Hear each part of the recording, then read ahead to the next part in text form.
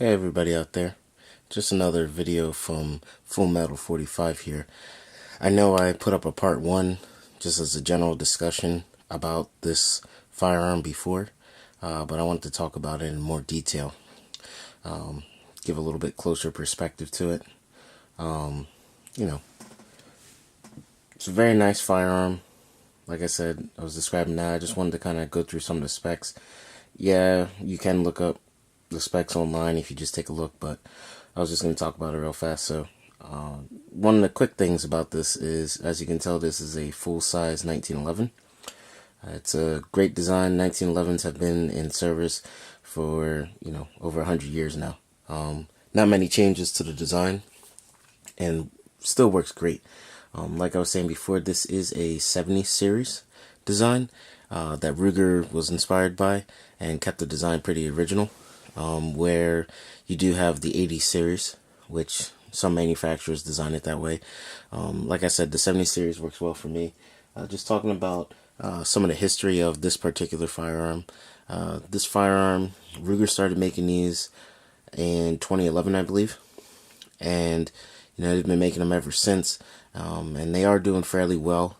When I visited my FFL when I was picking up my own, I noticed as I was speaking to him that he had said they had done fairly well at his shop, and they are just good items. They sell just good guns, and they sell them, and they haven't had any issues. A lot of satisfied customers with these.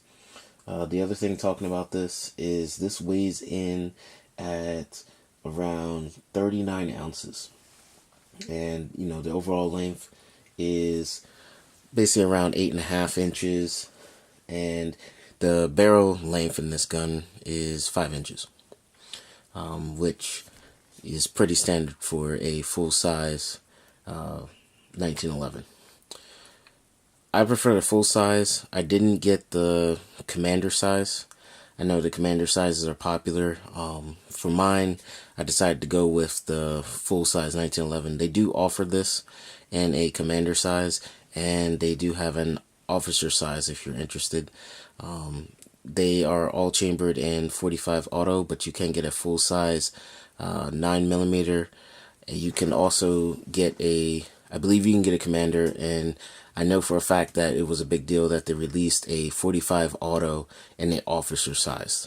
Now your officer size 1911 compared to this is only going to have 3 to around a 3.5 inch barrel compared to a 5 inch, and the grip is slightly shorter, I believe.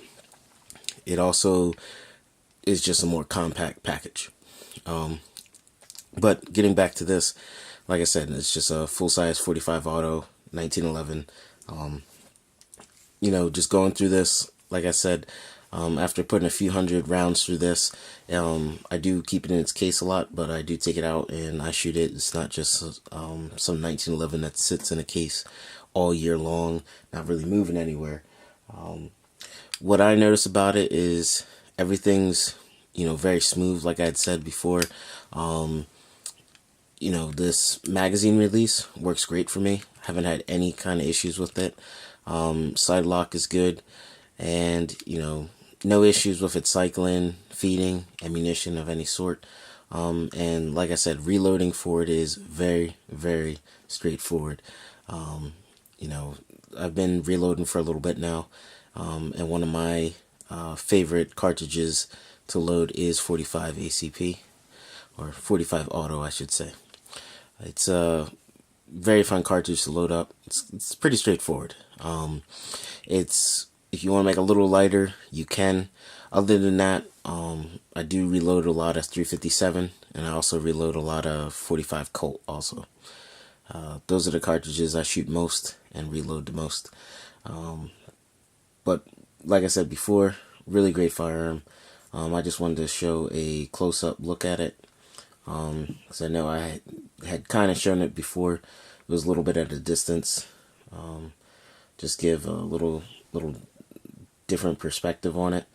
Also, as you can tell, there's that sight picture. If that's something that you were looking at, you want to see the sights. Your typical 3-dot kind of setup. Works really well for me.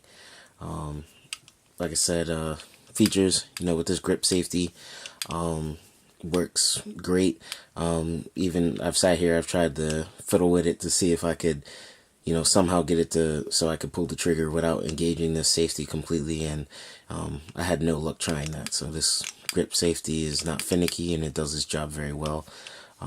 Like I said, I know some people, when it comes to Ruger products, are not super happy about the Ruger insignia being stamped on like their grips. I actually think on this gun it looks great. I think that it appears to be just a nice finish. It's not, doesn't feel cheap when you touch it or anything like that. I just think it gives it a nice little touch. If you're looking for a 1911, like I said in my previous video, it's just a great bang for your buck.